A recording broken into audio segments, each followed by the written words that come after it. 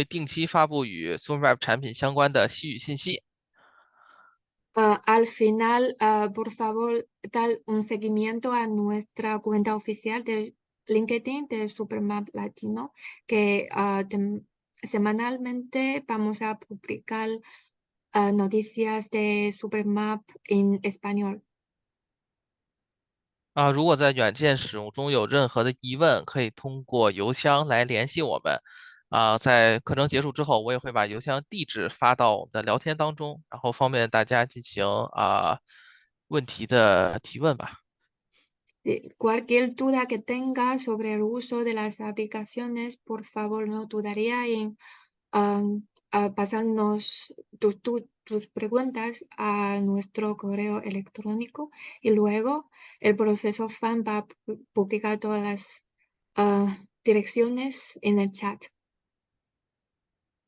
OK 谢谢大家的聆听。然后如果有问题可以提出来，然后如果不太方便组织的话，也可以通过邮箱来与我们进行联系。Ya terminamos la primera sesión, primera parte de la sesión. Muchas gracias por su atención. Si tienes alguna sobre esta parte, ya podéis preguntar al profesor Fan. Y si no tenéis, estamos abiertos. Ya puedes enviarnos por correo electrónico tus preguntas. Entonces, muchas gracias por la clase del profesor Fan y vamos a la siguiente sesión que voy a presentar al doctor Enrique, que es doctorado de geomática y se dedica a asesor oficial de Supermap GIS en Latinoamérica. Nos va a compartir clases de desktop de Supermap y vamos a bienvenidos al doctor Enrique. Gracias. Muchas gracias, Gaby, y buenos días a todos. Buenos días, compañeros, Fan, Pedro y el resto. Voy a permitirme mostrar la presentación. Voy a compartir mi pantalla. Me confirmarían, por favor, si ya la pueden ver Sí, para... ya, Muchas sí. gracias. Bien, voy a iniciar aquí. Listo. Pues ya vimos ahora lo que se puede lograr cuando se procesa la información geoespacial y se logra tener un producto que se puede ya visualizar, se puede hacer analítica, se puede hacer comparaciones con otras fuentes de información. Eso es lo que Supermap Online nos está permitiendo. Ya se comenzó a avanzar hacia el procesamiento en la nube. Ya nos mostraban esta versión de iDesktop pensada para operar desde un servicio online. Lo que acompaña a este servicio, obviamente, es la versión de escritorio a la que nosotros estamos más acostumbrados. Quienes nos formamos en sistemas de información geográfica, pues iniciamos siempre con una versión de escritorio, la cual se instala en un PC o se instala en una laptop, y desde ahí nosotros podemos procesar información, muchas veces que no viene con referencia espacial. Muchas veces tenemos simplemente una tabla de atributos con alguna referencia, latitud, longitud o alguna dirección. Lo que nosotros solemos hacer, pues, es geocodificarle o georreferenciarle. Y una vez que nosotros tenemos ya esta información o datos vectoriales, pues procedemos a normalizarla, a uniformizarla, poderla hacer comparable con otras fuentes de datos con las que ya contamos. Ahí es donde iDesktop tiene su mayor potencial. Nosotros pues conocemos ya varias herramientas, tanto en el ámbito comercial como en el ámbito de software abierto o de código libre, y lo que nosotros buscamos hacer es seguir con esa lógica de herramientas, seguir con los estándares de información. Eso es sumamente importante porque Supermap nos permite leer toda esa data, todos esos datos que ya cumplen con un estándar, lo cual nos permite hacerla comparable con el resto de información que cumple con esas políticas, buenas prácticas o estándares.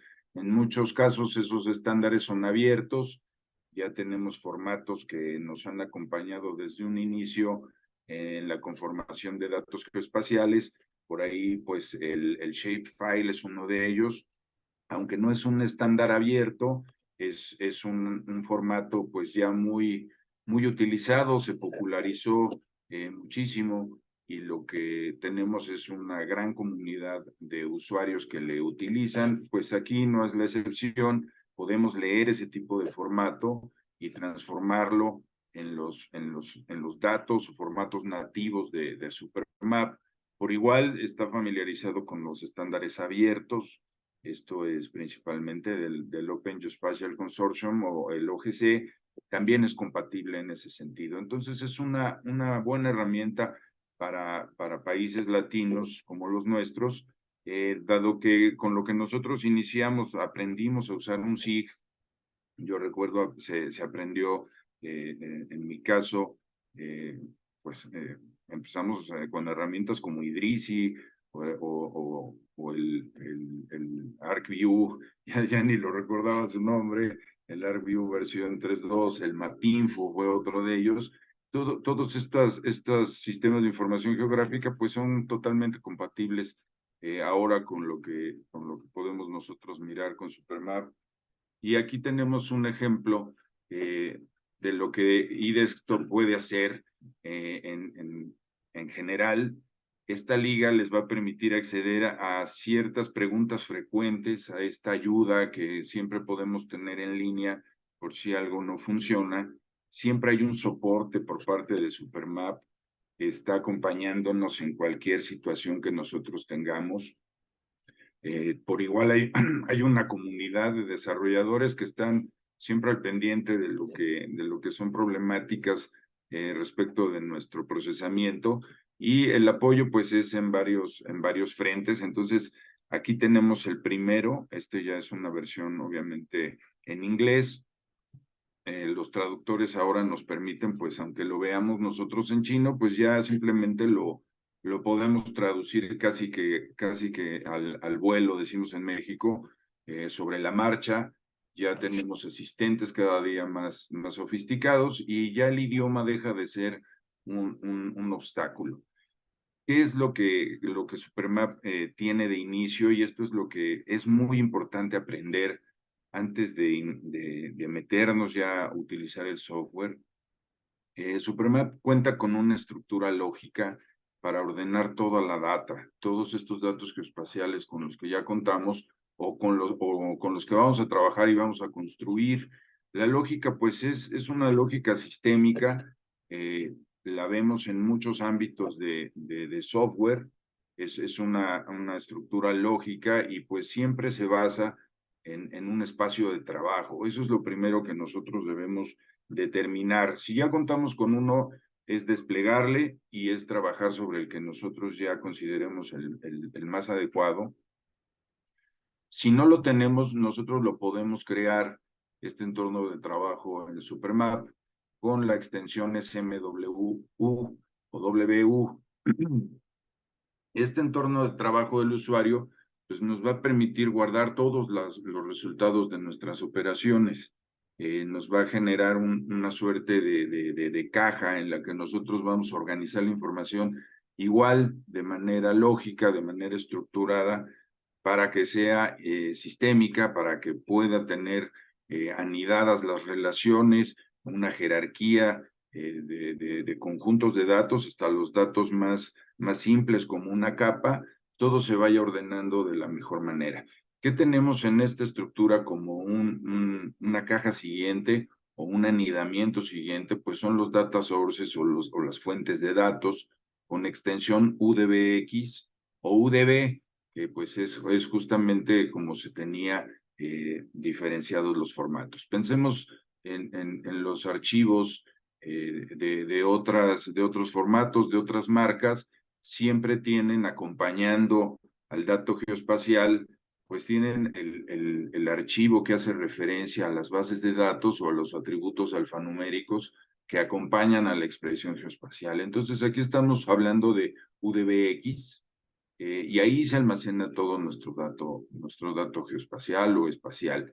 Estos data sources, pues obviamente son independientes del espacio de trabajo. Sin embargo, residen dentro de cada espacio de trabajo. Sin embargo, tienen independencia de lo que yo haga de cambios en este espacio.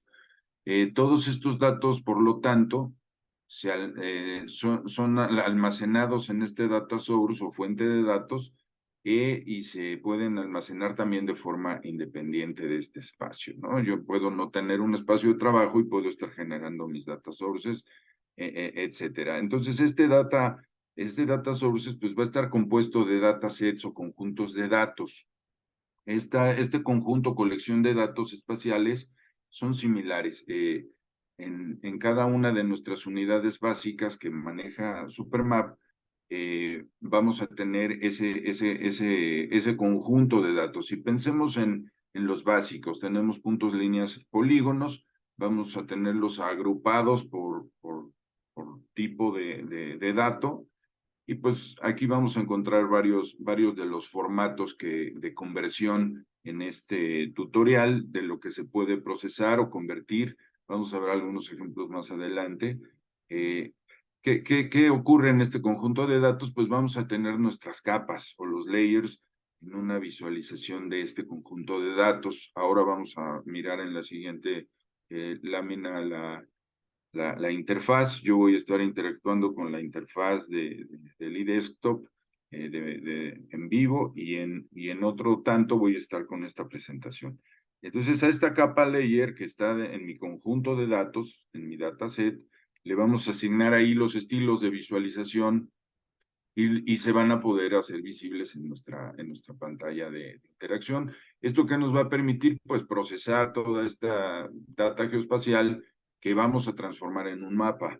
Ahí lo vamos a ir nosotros haciendo de forma secuencial y podemos decir que una o varias de estas capas pues van a constituir nuestro mapa final. Es la misma lógica que en un sistema de información geográfica tradicional.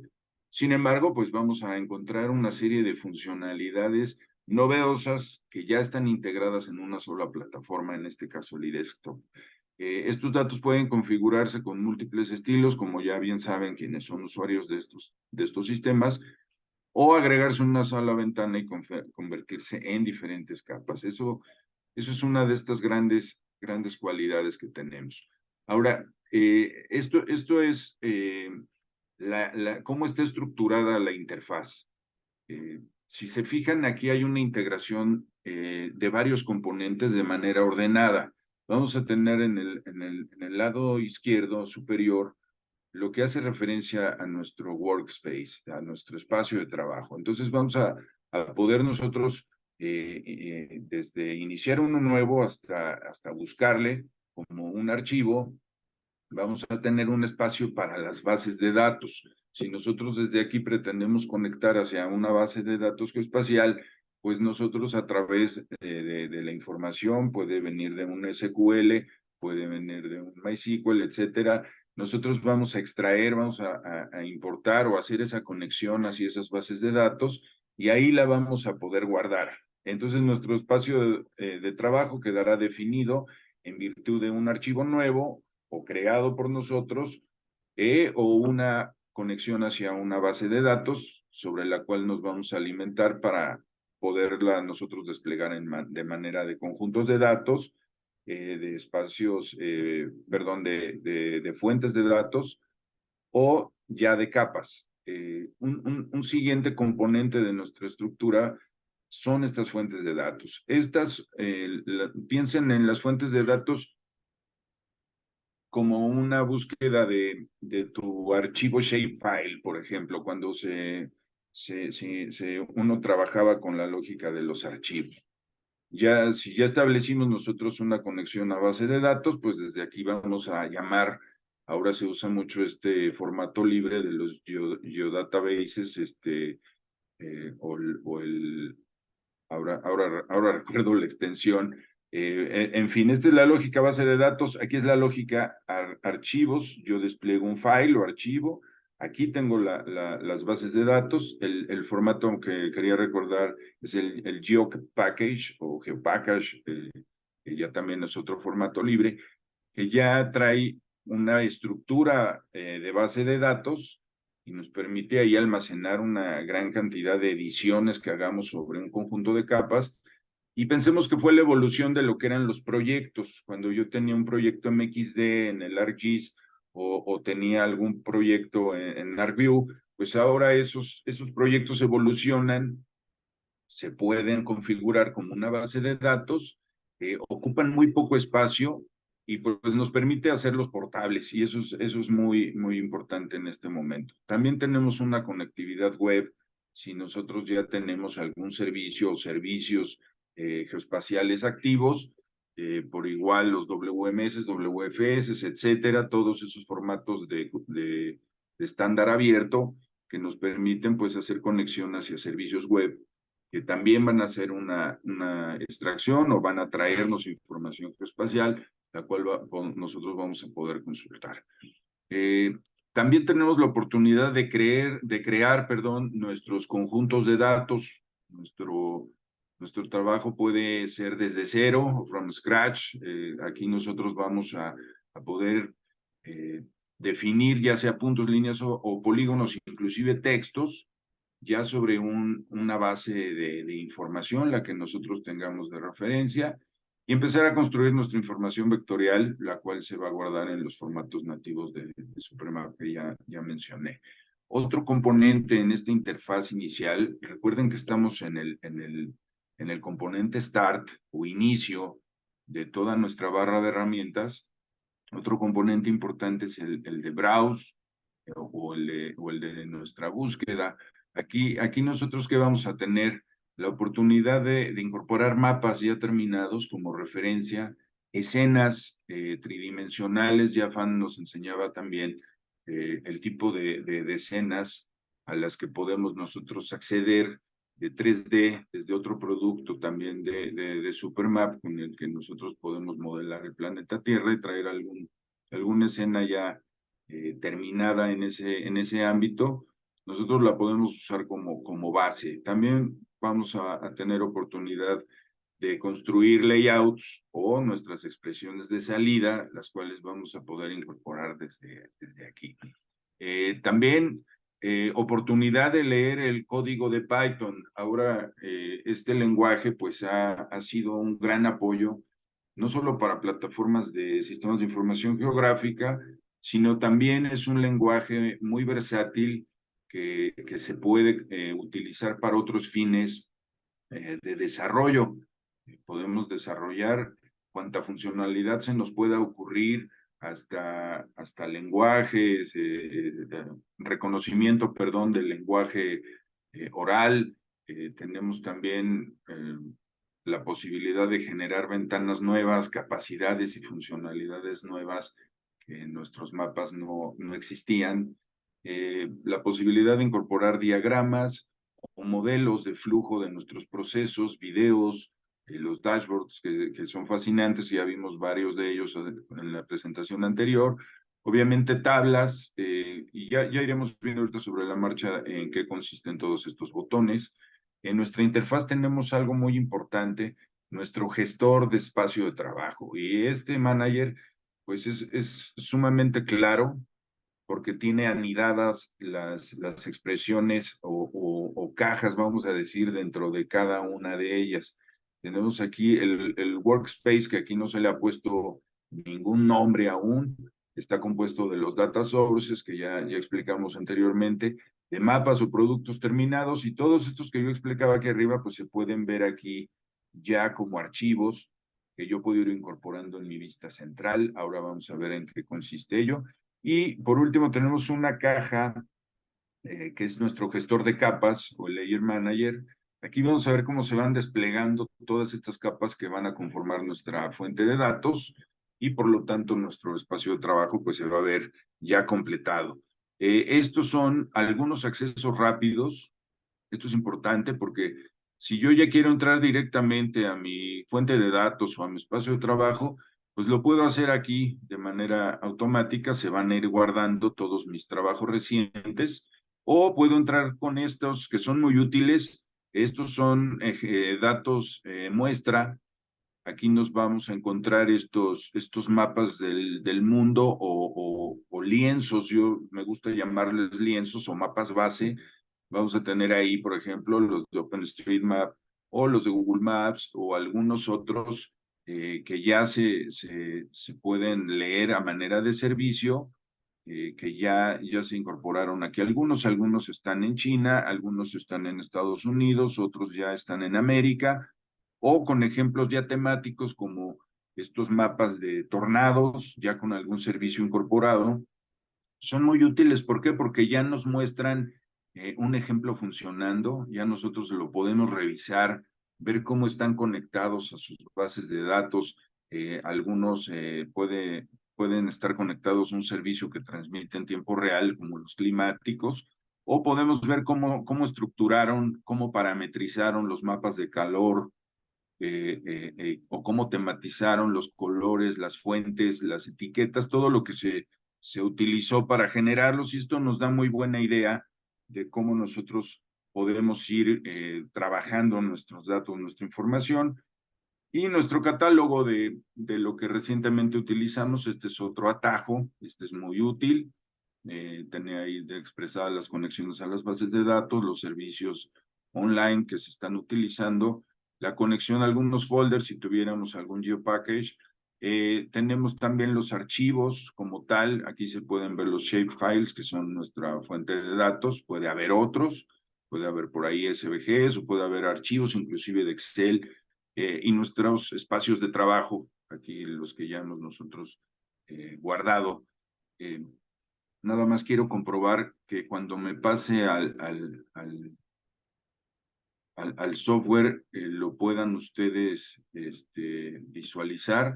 ¿Me podrían confirmar si están viendo ya la herramienta de iDesktop o se quedaron en el PowerPoint? Estamos ¿Sí viendo la hubo herramienta cambio? de- ¿Sí pueden ver la herramienta iDesktop? sí. Ah, muchas gracias. Es que luego cambio de pantalla y siento que ya están viendo lo que yo, pero no es así. Entonces les agradezco mucho. Y fíjense, aquí ya tenemos la versión desplegada del iDesktop. La voy a reducir un poco No, porque Enrique, perdón. Sigue marcando el PowerPoint. PowerPoint porque están PowerPoint, marcados sí. en rojo. Te agradezco mucho. Ahora mismo entonces dejo de compartir esta y entro al iDesktop. Una disculpa. Sí, así es, Enrique. Ujú. Muchas gracias, Pedro. Ahora sí. Entonces, espero que ya lo puedan ver. Me marca aquí que sí. Me dice que Ahora sí. ya lo Ahora pueden sí. ver. Muchas gracias. Continuamos entonces. Ya veíamos nosotros esta distribución. Aquí yo ya tengo algunos ejemplos. Sin embargo, es importante verlo funcionar. Yo tengo estos espacios, estas fuentes de datos. Tengo de este lado los espacios de trabajo y sus componentes. Nosotros podemos ingresar a cualquiera de ellos con este atajo, o podemos ingresar a partir de un mapa mundial. Si se fijan, el inicio puede ser desde varios flancos. Ahora yo simplemente di un clic en el espacio de trabajo mundo, que aquí ya me lo desplegó. Entonces mi consola inicia de este lado. Esta barra de aquí es sumamente importante. En cualquier sistema de información geográfica, este es el panel que se utiliza de forma estandarizada. Y veamos aquí cómo es esta lógica del anidamiento que yo mencionaba. Ya tengo el espacio de trabajo mundo. Está compuesto tanto de una imagen como de datos acerca de fronteras y otros tantos elementos que lo pueden conformar. Imágenes, por ahí hay datasets, hay los famosos shapefiles. Tenemos una base de StreetMap de OpenStreetMap, que esa es la que yo elegí como un mapa base. Tenemos ya algunas capas, aquí por ejemplo son colonias, que son demarcaciones de barrios en México. Tenemos lo que son municipios, en algunos países son departamentos. Tenemos también una división de estados o estatal, que yo ya puedo empezar a manipular. ¿Cómo se hace esta interacción? Es muy sencillo. Yo digo, bueno, a mí en realidad me interesa primero que nada pues ver mi mapa principal, yo dónde me voy a ubicar en México. Podemos hacer dos cuestiones. Si yo doy en esta flechita que vemos del lado izquierdo, yo puedo desplegar los contenidos de este data source o de esta fuente de datos y simplemente le puedo hacer un doble clic o lo puedo arrastrar al centro de mi vista. Si se fijan, esto se conforma por ventanas. Esto es muy útil porque si estuviéramos en otro sistema de información geográfica, muchas veces lo que hay que hacer es encender, apagar capas, darle aquí un clic derecho y decirle eliminar, empezar a hacer una edición sobre la marcha. Aquí yo ya lo tengo dividido por pestañas. Y yo digo, pues yo me quiero ir al mapa, a la expresión mapa mundial, en donde yo ya asigné un nivel de zoom, un zoom in. Aquí yo estoy en Ciudad de México y ya no necesito hacer una vista o un zoom to the layer. Ya más bien me cambio de pestaña y yo guardé eso que me parecía importante en esa otra expresión. Si lo que yo deseo son simplemente compararlos, pues recuerden que tenemos nosotros igual la oportunidad de hacer un doble clic y yo me voy a ir ya a la expresión simplemente de mi estado, en este caso es la Ciudad de México, o voy a poder pasarme a los municipios. Digo, bueno, pero a mí lo que me interesa es que estas dos convivan, ¿no? Entonces digo, pues yo me lo llevo ahí, lo arrastro y ya lo tengo. Y si se fijan, pues tengo tanto mi vista principal de estado como los municipios. Digo, bueno, es que estos yo también los quiero ver con mi mapa base. Entonces, yo ya aquí guardé el extent, perdón que de pronto utilice términos en inglés, pero son los del lenguaje que nosotros pues nos acostumbramos como usuarios de un SIG. Y yo lo que aquí puedo hacer, ay, perdón, aquí me fui a otra proyección. No lo he cambiado, tengo la proyección del que se usa en el INEGI y que no es el estándar que guarda OpenStreetMap. Entonces, ahorita voy a ese tema de por qué no vale la pena convertir al vuelo nuestra información o que me la convierte el software al vuelo. Vamos a ver qué es lo que sucede. Yo le puedo programar aquí esa funcionalidad. Yo prefiero no usarla por un tema de estándar de nuestra proyección o nuestro sistema de referencia geoidal. Muchas veces lo damos nosotros por sentado y empezamos a producir información. Imaginen que ahora yo le pido que al vuelo me reproyecte el OpenStreetMap al estándar, perdón, al marco de referencia geoidal de México, que nosotros tenemos el ITRF 98, perdón, ITRF 2000, época 2010, y yo le pido es más, no le pido, le indico que al vuelo me haga la reproyección. ¿Qué es lo que va a pasar? Que para poder empalmar el software de manera automática, no va a considerar mi sistema de referencia geoidal el que maneja México, sino que va a hacer una conversión al vuelo a lo más cercano que encuentre. ¿Y qué es lo que pasa aquí en el caso mexicano? Nos va a convertir al WGC 84, que para una vista a este nivel de zoom no tendría mucho problema, pero si yo estuviera haciendo un trabajo con información para un catastro, por ejemplo, ahí ya voy a tener ciertos corrimientos de varios centímetros que me pudieran estar haciendo un desplazamiento de la información que yo no quisiera que sucediera. Entonces, ahí nosotros vale la pena que conserve esa proyección nativa y simplemente lo que yo voy a hacer es convertir esa información, yo la voy a transformar desde su origen a la proyección que yo quiero establecer. Entonces, si se fijan, yo puedo irme al conjunto de datos. Este ya tiene el sistema de referencia geoidal para México. Yo me fui a las propiedades y ya aquí en las propiedades yo puedo mirar de qué está conformado. Y una de sus propiedades va a ser el sistema de coordenadas. Aquí yo puedo establecer ese cambio del que mencionaba. Entonces puedo tener algunos que no están proyectados. Aquí ya este caso no tiene un parámetro de proyección.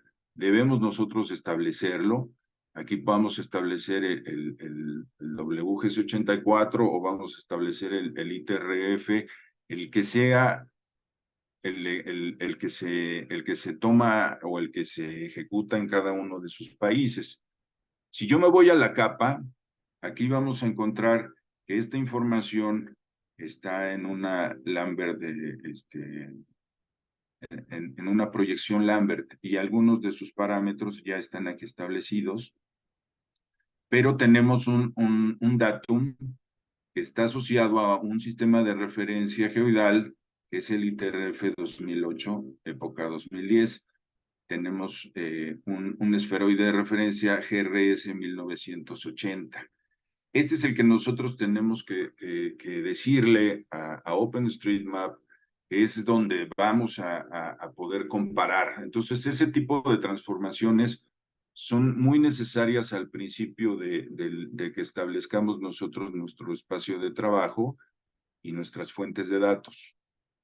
Vamos a poder nosotros acompañar esta información de mapas ya terminados.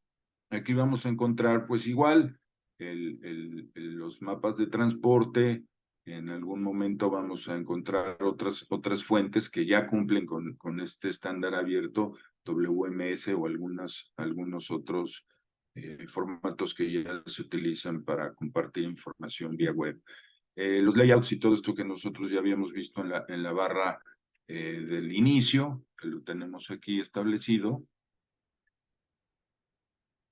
¿Y qué otro tipo de información vamos a poder incorporar? Si yo inicio con lo más básico, lo más fundamental, que es en nuestro trabajo de procesamiento de información geográfica, digo, yo lo único que quiero es abrir un archivo shapefile en Supermap. Pues también se puede, y como veíamos, también se puede hacer de forma independiente, sin hacerlo declarando o iniciando con un espacio de trabajo. Yo simplemente me voy a File y le digo Open File Data Source. Aunque yo no tenga un espacio de trabajo definido, me va a generar de manera automática o por default, me va a generar mi espacio de trabajo. Y yo simplemente me voy a ir a cualquiera de mis capas. Aquí ya tengo un conjunto de las mismas en Shapefile, y lo que me va a desplegar es en mis data sources. Es nada más que es una capa muy pesada. Ahora le vamos a dar tantito tiempo para que la cargue. Ya la cargó. Y entonces en mis data sources ya lo vamos a poder ver. Ahí está eje de vialidades. Y yo voy ya no sé en qué proyección me quedé. Sí, estamos en la misma. Y ahí ya desplegamos la capa ya con las propiedades que la definen como línea, y algunas de sus características, pues las vamos a poder consultar. ¿Qué es esas de las tareas que solemos hacer muy al principio cuando desplegamos su información? Pues siempre queremos ver la tabla de los atributos, ¿no? Y esta la vamos a encontrar aquí directamente.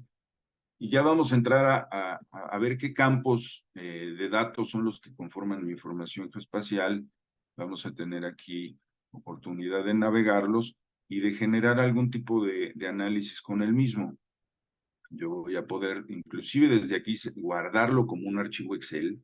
Esta es una de las cosas que a mí me han sido sumamente útiles. A veces tenemos clientes que dicen, no, a mí no me entregues nada de tus archivos geoespaciales. Yo nada más quiero los atributos en Excel y pues si esa es la necesidad, esto se puede hacer aquí de forma automática. Podemos nosotros también hacer algunas operaciones cuando es numérico, cuando tenemos algunos valores que queremos sumar, calcular promedios, máximos y mínimos, varianzas. Pues si ven aquí es muy fácil, es de forma casi que automática que yo puedo hacer ese tipo de operaciones sin irme a la calculadora y programar ahí algún tipo de operación. También se puede hacer para una consulta más sofisticada. Sin embargo, aquí pues tenemos las básicas, que no necesito meterme y abrir toda la batería de potenciales que tenemos ahí. Perdón, traigo algo de alergia en la garganta, una disculpa, ando algo ronco.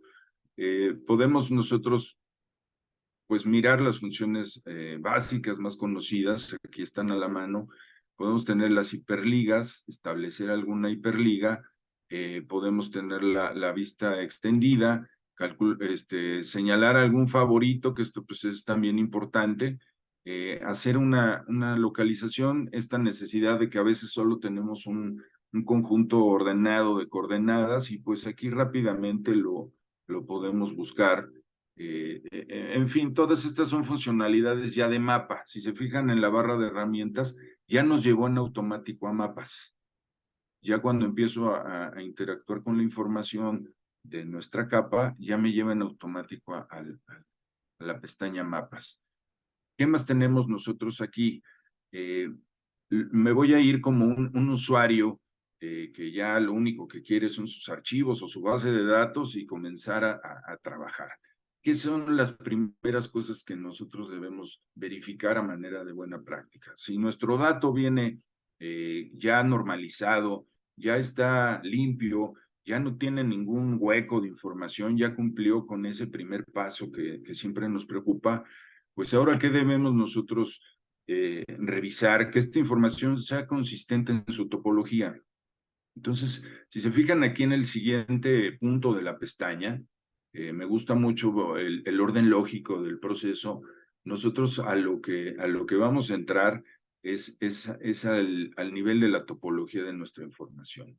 Entonces, hay algo muy adecuado el nombre que es preprocesamiento. En el caso del 2D y en el caso del 3D, nosotros, ¿qué vamos a hacer en cuanto a nuestro preprocesamiento? Pues vamos a generar la topología.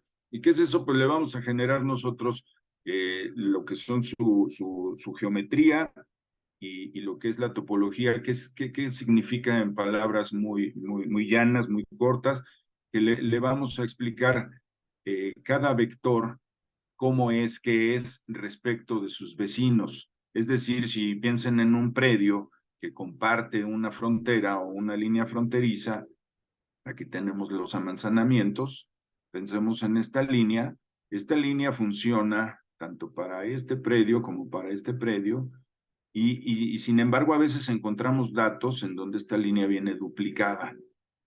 Se trazó como un rectángulo para este predio y luego se trazó otro rectángulo para este predio. Eso suele ocurrir mucho cuando se hacen levantamientos catastrales de manera individual, se hacen inspecciones en campo con una tablet y pues se guarda, el operador guarda tal cual un rectángulo del predio y cuando lo comparamos con el predio vecino, resulta que tenemos dos trazos distintos. Ahí no hay topología, no está entendiendo que esta línea funciona para estos dos poligonales. Entonces, nuestra topología pues va a interpretar, va a buscar corregir estas situaciones, vamos a tener una serie de herramientas que nos van a permitir extraer esos bordes repetidos, checar esas duplicidades de línea o estos errores que se llaman dangles, son superposiciones de vectores, se van a poder corregir. Vamos a hacer un chequeo de este tipo de errores.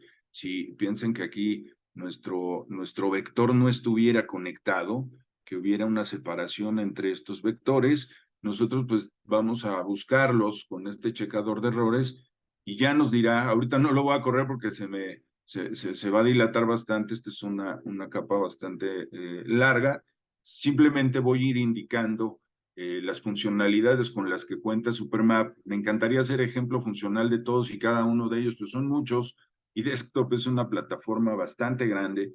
Simplemente quiero yo que dimensionemos su potencial y veamos dónde están alojadas todas estas funcionalidades que muchos de ustedes ya conocen.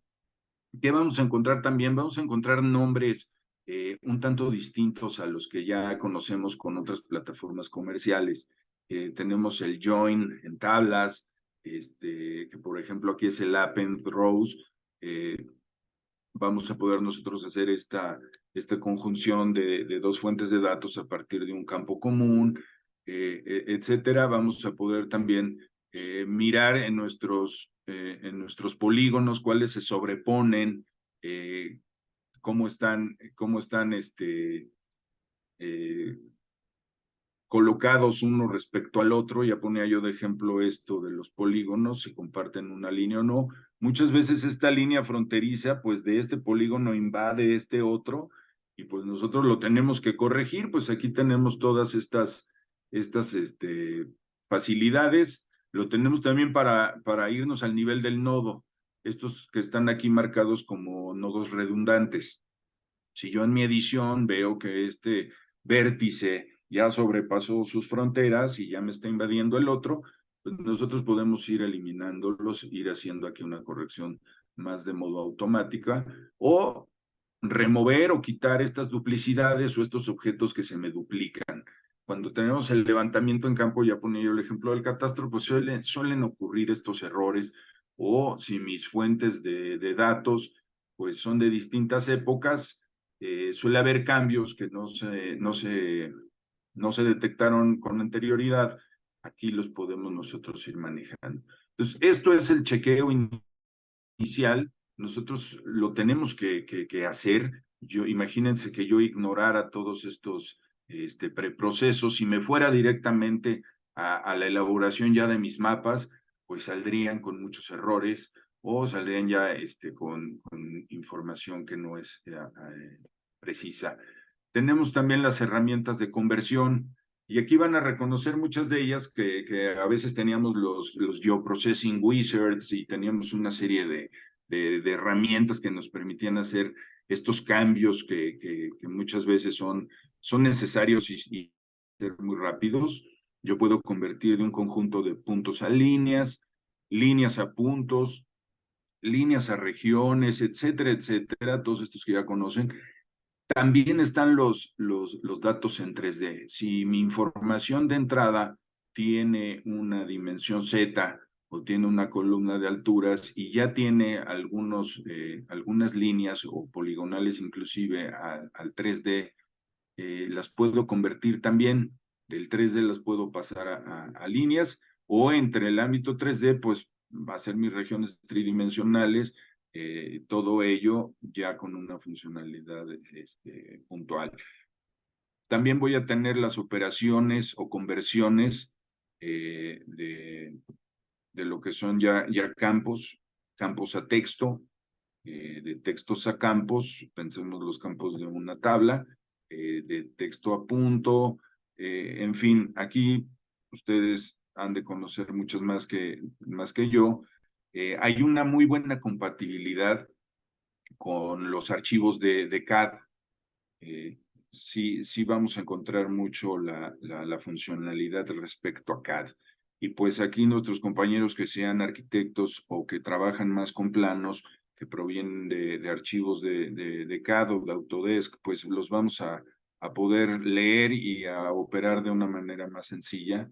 Podemos convertir de puntos 2D a 3D, etcétera. Están estos modelos ya para regiones, y estos que son muy útiles en el análisis de redes o el network analysis, que ya te convierten de redes, que muchas veces, como aquí en esta vialidad ya son redes viales, ya las podemos convertir también a puntos, o nada más que quitarles esa funcionalidad de red y hacerla meramente un conjunto de líneas. Tenemos ya las operaciones de calculadora, y estas ya las reconocen, pues son nuestras operaciones algebraicas. Las de construcciones de mapas, vamos a tener desde las direcciones, las geocodificaciones, los mapas estéreo, los índices geoespaciales, vamos a tener también las hojas estandarizadas, el grid o Canvas, perdón, me salí un momento, las de gestión de los datos, si nosotros pretendemos generar los famosos tiles o estos mosaicos de datos, pues lo podemos hacer aquí. También podemos borrarlos, editarlos o buscarlos. Y algunas herramientas de conversión ya en los formatos propios de Supermap. Yo les mencionaba muy al principio, vamos a tener estos UDB y los UDBX. El UDBX que ya contiene a los UDB y se van a ir ustedes familiarizando con ello. Aquí podemos hacer nosotros las transformaciones. Si mis datos vinieran de UDB hacia UDBX, los puedo convertir y inclusive hasta detectar estos rompimientos que pueda haber en mis caminos, ¿no? Que se me separó alguna de las líneas conectoras, etcétera. Todo esto tiene que ver con nuestro preprocesamiento, es dejar la información geoespacial a punto para entonces sí ya sumergirnos en el trabajo. El trabajo del procesamiento, pues aquí está dividido en la barra de herramientas muy claramente en lo que es el análisis espacial propiamente, todas estas herramientas de análisis. Ya vimos algunas de transformación, las de exportación o migración, las de vistas y obviamente las de la hechura de mapas, ¿no? Las de map making y presentación de los mapas con sus estilos, algunas operaciones de objetos y estas que ahora pues están muy en la mesa, muy en boga, la inteligencia artificial. Todos queremos ahora entender más de inteligencia artificial, ya algunos somos usuarios de algunas herramientas. ¿Qué pasa con la inteligencia artificial y la información geoespacial? ¿En qué punto es que estamos respecto a una de otra? ¿Qué sí se puede hasta el momento hacer con la inteligencia artificial? ¿Y cuál es esa frontera? ¿A qué estamos llegando? Yo dejaría esa pregunta a la mesa, eso es un tema muy importante para discutir y Desktop nos da algunas herramientas, ahora las vamos a mirar respecto de cómo usar este tema de inteligencia artificial. ¿Qué tenemos entonces en nuestra barra de herramientas? Pues los datos tridimensionales por igual, yo aquí puedo hacer ya no solamente el preprocesamiento, aquí ya puedo empezarlos a operar a los que estén familiarizados con datos BIM, que estos datos que provienen muchas veces de una fuente de un software arquitectónico, aquí voy a poner de ejemplo el Revit. Cuando tú tienes datos que provienen de Revit ya con características, obviamente, además de las tridimensionales, ya son características de atributos, ya de los objetos o componentes de una construcción, quiero decir, de sus ventanas, o ya de algún tipo de medición, de una banqueta, una puerta, etcétera. Ya podemos nosotros leerlas tal cual, traer ese producto BIM y poderlo ligar al sistema de información geográfica. Eso es muy valioso. Imaginen que tenemos el modelo de terreno, le damos, lo hacemos presentarse en su vista oblicua o tridimensional y vamos a ver exactamente el edificio cómo va a embonar sobre mi modelo de terreno. Hay un curso justamente que hacemos de eso, que es BIM más SIG. En algún momento tendremos oportunidad de mostrarlo.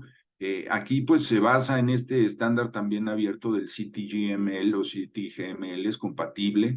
Si ya tenemos algún trabajo realizado bajo este estándar, aquí se puede leer fácilmente, importar por igual en IFC o el 3D XML. Son estos los más utilizados cuando hablamos de BIM. Pues este es el ámbito del 3D. Aquí podemos nosotros hacer mucho trabajo. Este que es el más viejito, vamos a decir, pero es de los más trascendentes, el Triangular Irregular Network o TIN. Si recuerdan bien, este es un trabajo por ahí de los años 60, 70, en que se comenzó con esta manera de modelar el relieve, el terreno.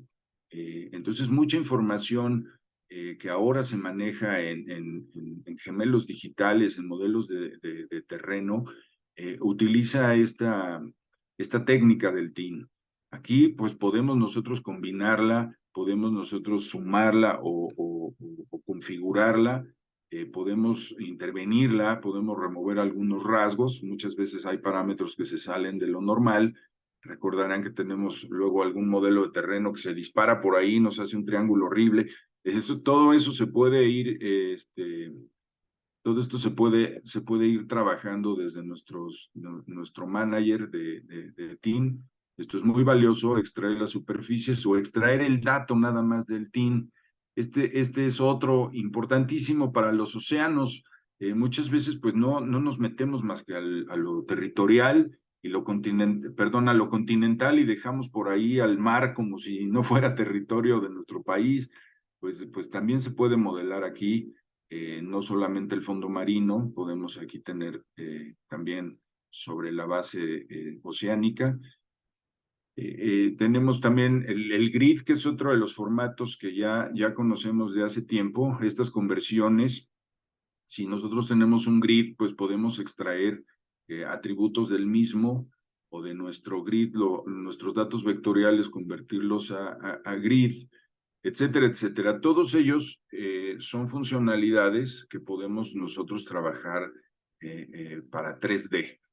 Si mi información viene dividida por tiles, que estos tiles me provengan quizás de un cubo de datos ya con características en Z, yo puedo traerlos, puedo gestionarlos desde esta funcionalidad y representarlos en mi mapa.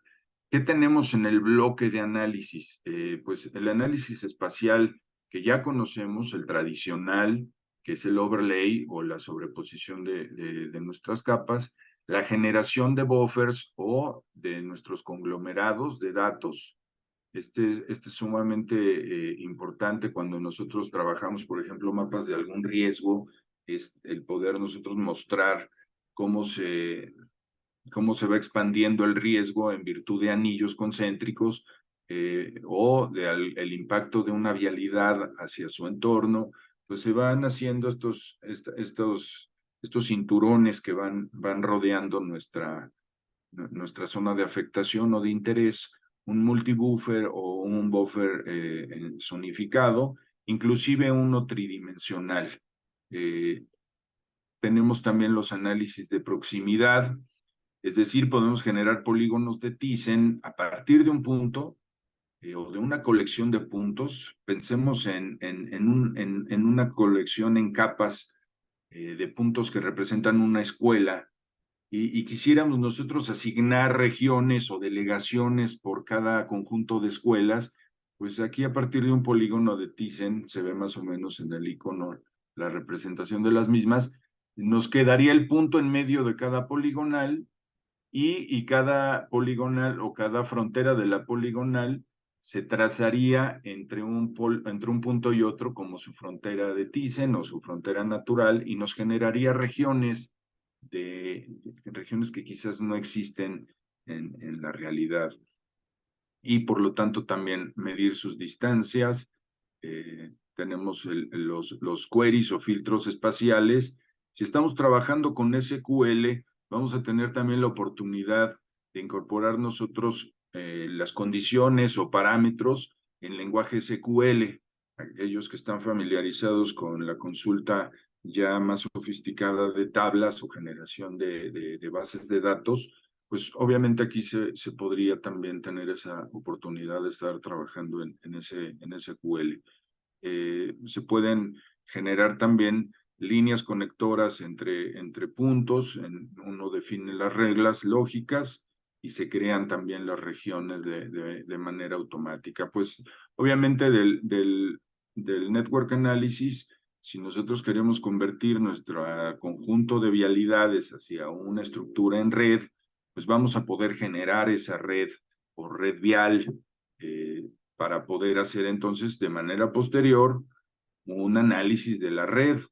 Y aquí pues estos son simplemente las funcionalidades básicas y clásicas, el análisis de conectividad, tenemos un análisis de trazado, cómo está trazada esta red, los elementos o análisis de adyacencias, de conectividad, y muchas veces, pues que es de los más útiles, lo vivimos con Waze, con Google Maps, cuando queremos ir de un lado a otro, pues esa es la ruta más corta, ¿no?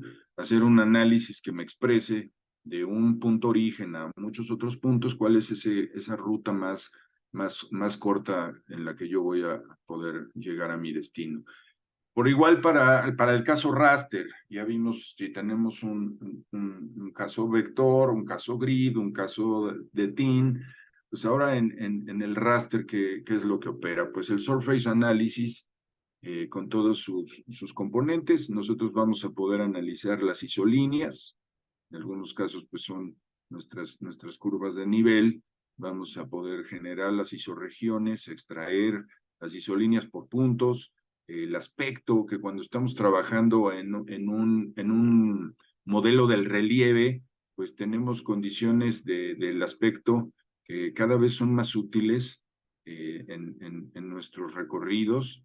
Cuando le podemos dar un análisis de aspecto a una persona que va a recorrer un terreno, esto le puede ayudar muchas veces para encontrar esos caminos, esa ruta por donde él puede dirigirse. Obviamente el análisis de las pendientes, etcétera, etcétera, son todas estas herramientas muy prácticas para cuando se trabaja con modelos digitales de elevación.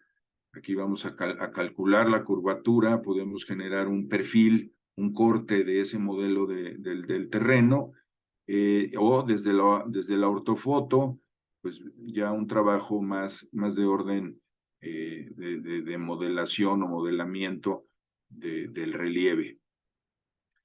Nuestro sombreado de mapas, etcétera. Aquí sí hacer una diferenciación. Aquí no estamos haciendo el surface análisis en un caso fotogramétrico. En este caso no se está abordando de esa manera. Si yo pretendiera hacer aquí fotogrametría, esta no sería la opción.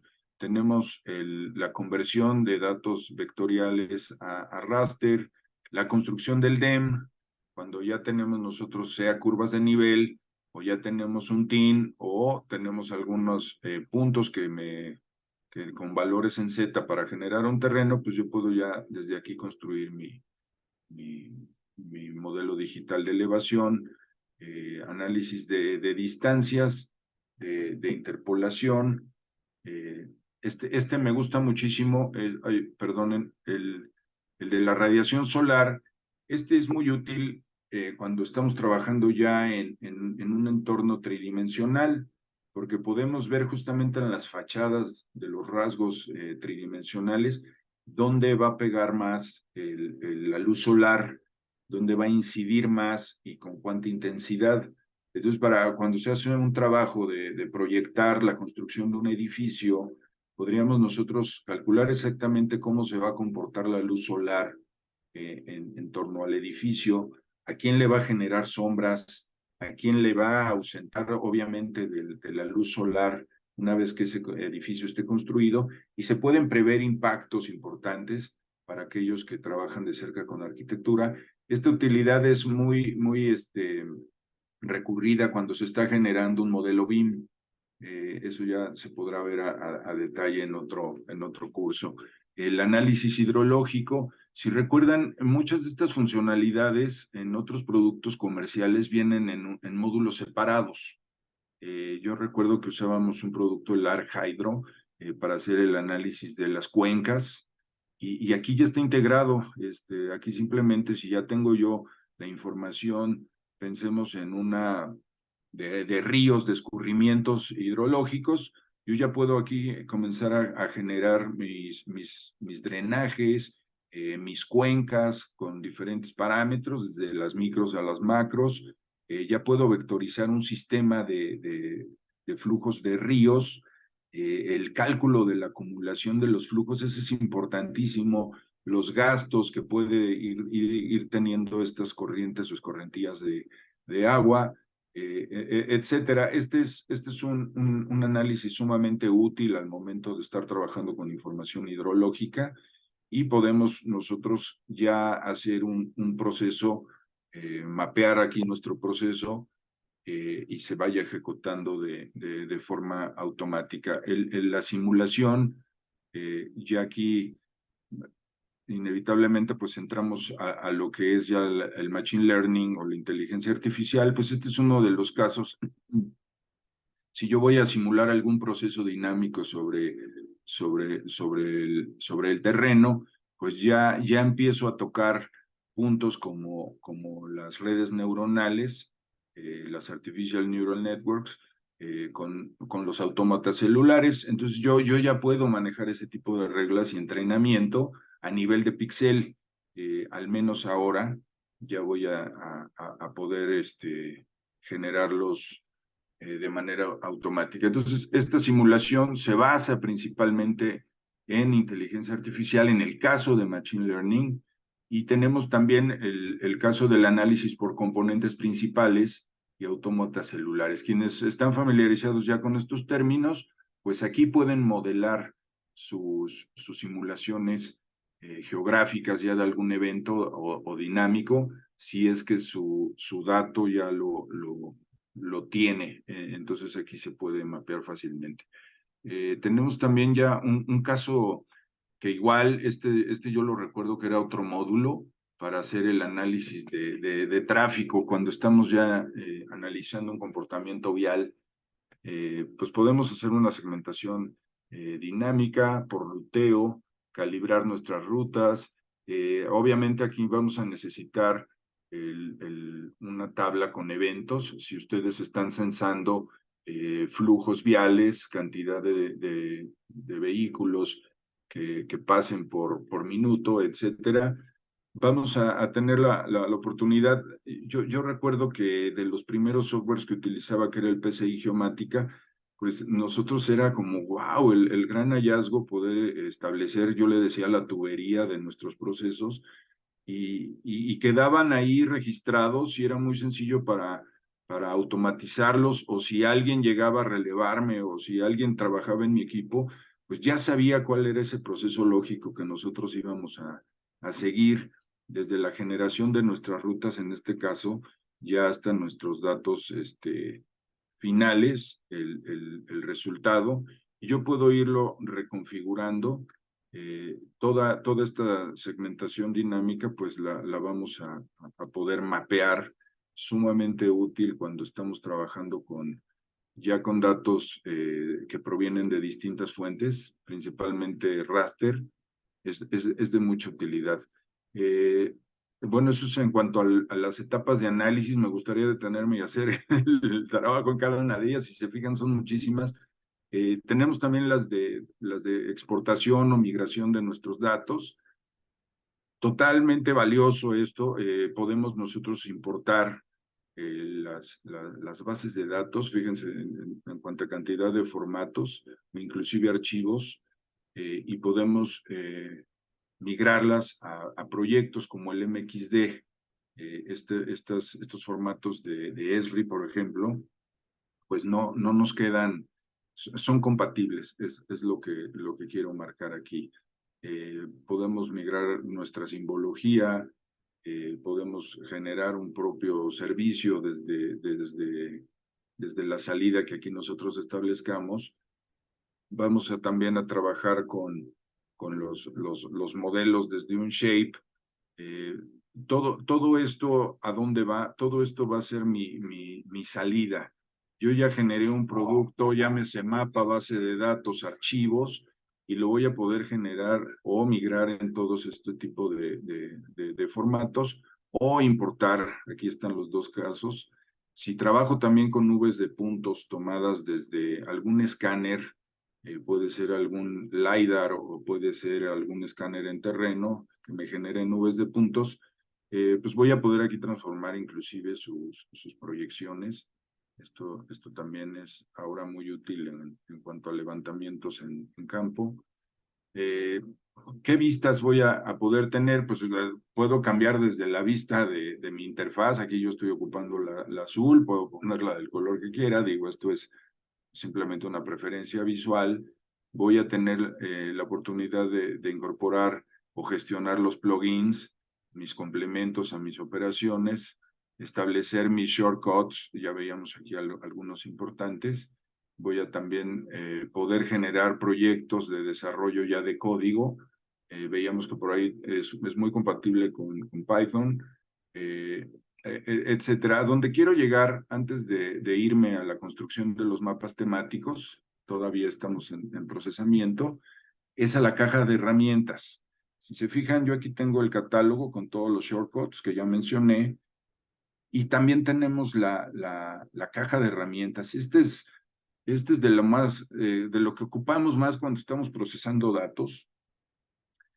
Pues obviamente me guarda los que utilicé recientemente, pero también vamos a tener los clásicos. Yo creo que cuando entramos a la lógica del procesamiento, lo más sencillo es navegar el eDesktop a partir de aquí.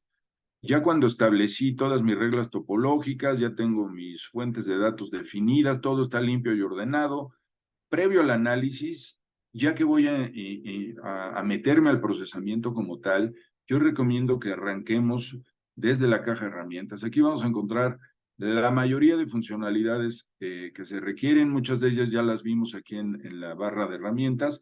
Ahora podemos hacer este camino más corto e irnos directamente a la herramienta. Las de importación, si se fijan, todos los formatos que Supermap y Desktop puede leer, que vienen de fuera o que no son nativos de Supermap, pues miren la gran cantidad que tenemos, ¿no? Les mencionaba ya para los casos de las herramientas de Autodesk, pues ahí tenemos los famosos de XF, de WGS, y esto tiene que ver mucho con planos. Los de la empresa, pues la empresa comercial, pues más popular en este momento en América, pues es obviamente ArcGIS, y todos sus casos que podemos nosotros leer directamente. Si ustedes pretenden migrar alguna data que ya terminaron en ArcGIS, pues aquí se puede lograr de manera automática.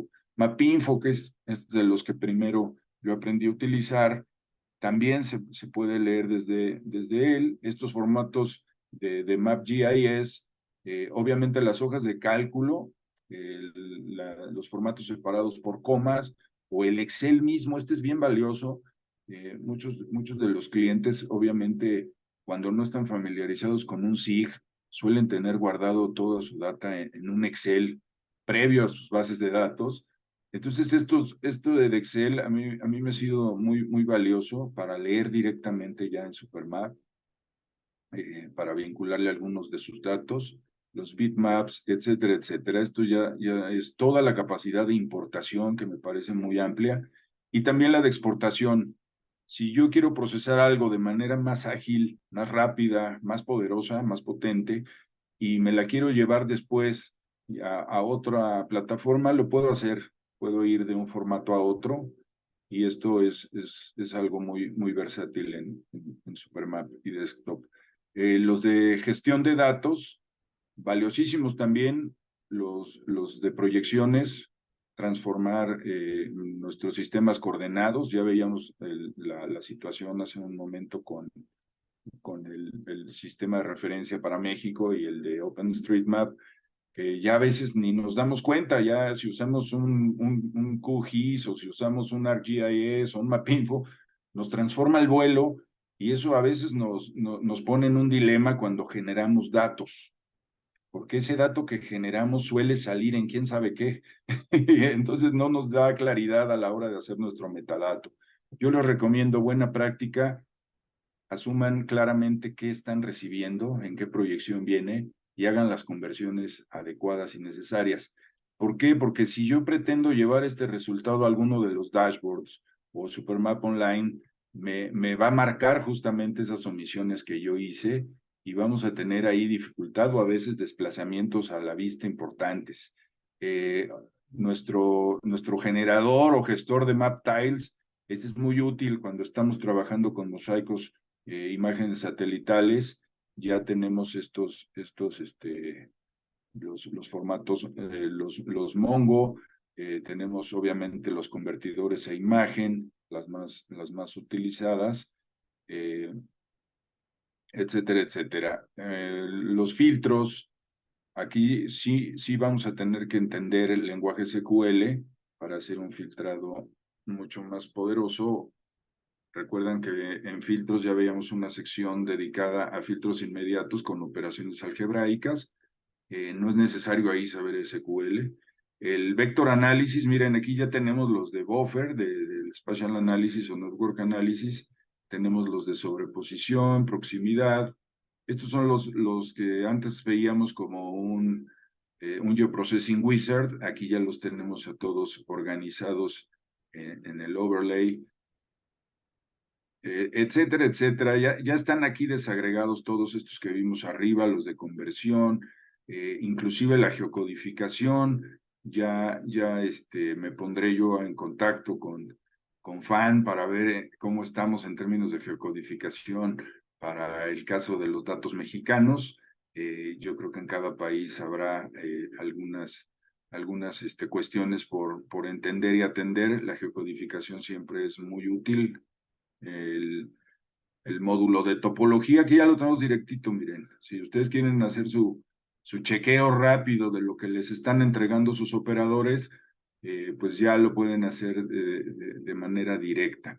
Y yo digo, me van a decir, híjole, qué cruel que nos dejó la caja de herramientas al final. Sí, y es muy importante entender la estructura de Supermap. Por eso entré desde la barra de herramientas y estos grandes bloques estructurados que siguen la línea lógica del proceso. Si yo me hubiera ido directo aquí al toolbox, para algunos hubiera tenido sentido, quizás para otros no, pero sí vemos una estructura lógica un tanto distinta, quizás más completa y más detallada que con un software comercial o de software de código abierto que son famosos.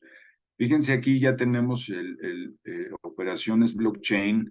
Aquí sí no he tenido yo oportunidad de meterme. No sé en qué estatus se encuentra ahora de desarrollo y habrá oportunidad de conversarlo con los compañeros de Supermap. Tenemos la herramienta de Python. Para aquellos que les gusta el código, pues aquí ya pueden comenzar a comunicarse a través de código con los diferentes procesamientos. Ya por último, yo entraría a lo que son la producción de mapas. Ya veíamos esta hace un momento. Yo empiezo a operar sobre mi mapa, hacer algunos cortes, hacer algunas medidas, establecer unidades métricas, y ya en el mapeo, pues yo puedo empezar a colorearlo, ya puedo tener una primera visión de cómo quiero que mi mapa se pueda leer, y posteriormente pues me voy a la edición visual. Si yo quiero valores únicos o si yo quiero los valores por default, eh, puedo tener algunos ejemplos. Aquí hay una librería con templates de cómo puedo yo presentar mi información. Este es la simbología en cuanto a sus colores, en cuanto a aquí lo vemos, en cuanto a sus paletas que se pueden utilizar, al campo llave o campo clave con el que voy a buscar yo valores. Perdón, aquí estoy yéndome, es que este es muy grande para ponerle los nombres. Eh, la clave igual, es que esta es una capa muy grande. Vamos a ponerlo para el estatal y no tengamos ese problema.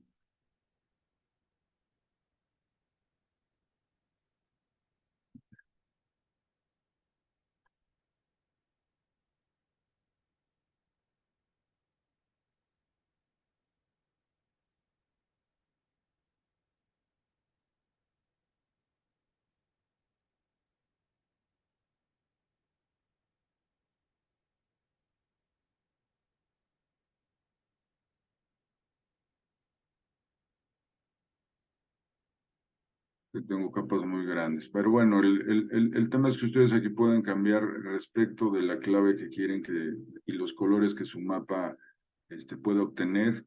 Aquí yo me quedé con el de línea. Eh, Podemos hacer,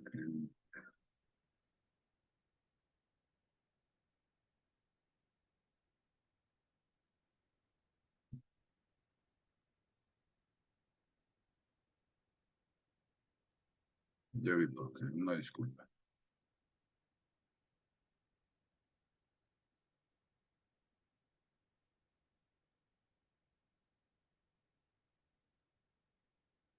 Estamos en este.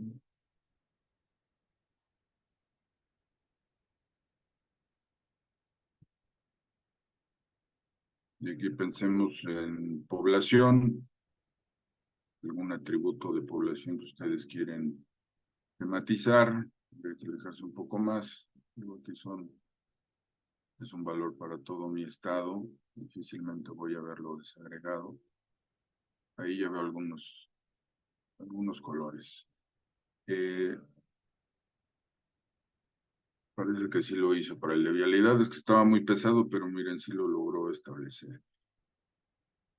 ¿Qué vamos a tener además? Yo voy a poder agregar alguna estadística, voy a poder agregar ya sea gráficas de puntos, gráficas de pie, todas las que ya conocemos tradicionales que acompañen la presentación de mi mapa, algunos símbolos ya graduados para el caso de puntos, eh, cálculo o mostrar densidades ya en la presentación de mi mapa, o simplemente yo ya customizar desde una versión por default, que esa siempre vamos a tener oportunidad de ver, y ya yo me podré meter a las propiedades una a una e ir generando algún resultado, las transparencias, el fondo, es decir, ya que yo ya tengo la salida, yo ya la puedo guardar como un conjunto de datos ya modificado y con eso tener un mapa terminado.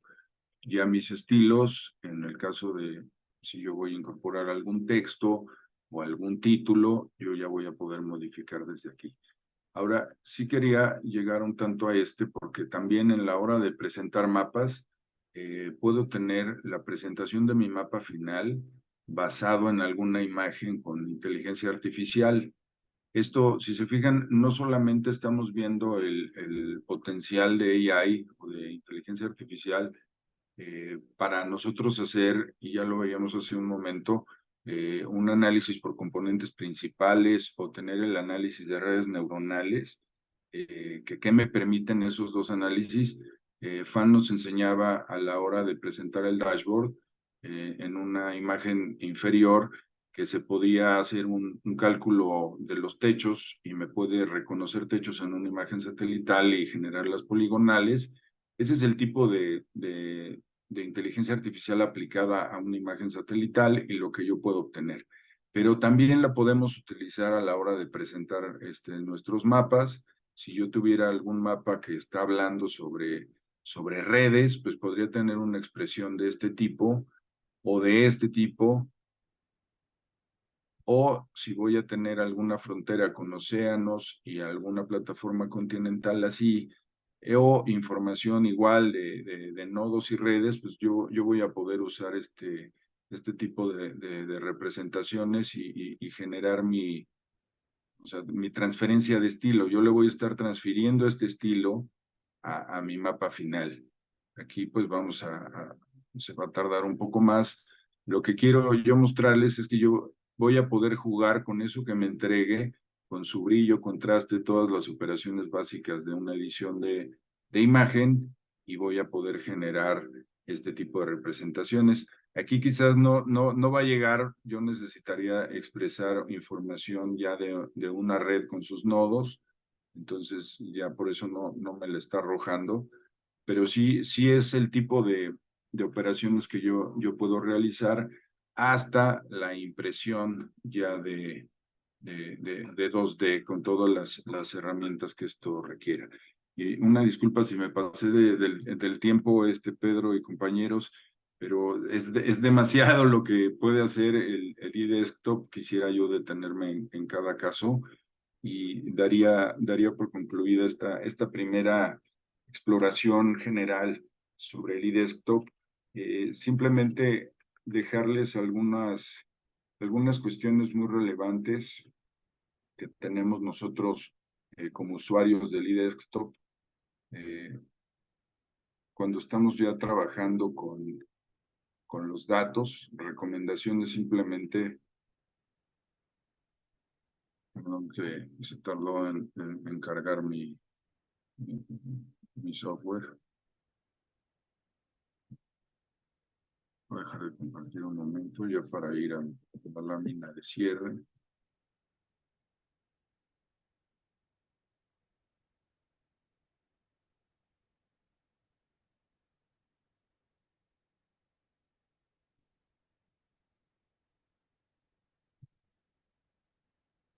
Bien, únicamente les iba a mostrar lo que ya mostró Fan y Gaby, que son los correos de contacto.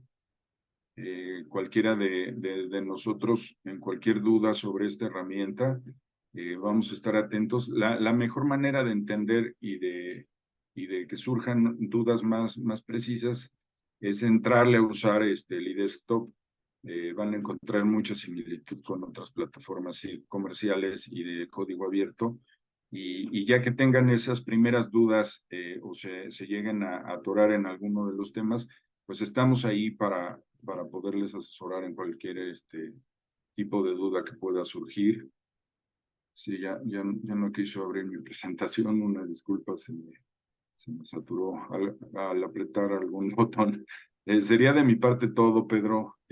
Gracias por el espacio y pues un saludo nuevamente a todos los compañeros. Ok, muchísimas gracias, doctor Enrique. Y también, y muchas gracias a los compañeros que participaron de hoy. Y también muchas gracias a mi compañero Fan y también a Gabriela. Así que la semana próxima nosotros vamos a tener otra sección y así que cuando tenemos la invitación vamos a compartir a todos ustedes y que tengan un lindo día. Ok, hasta luego todos. Hasta luego, gracias. Hasta luego. Gracias. Gracias. Hasta luego. Gracias. Hasta luego, buen día.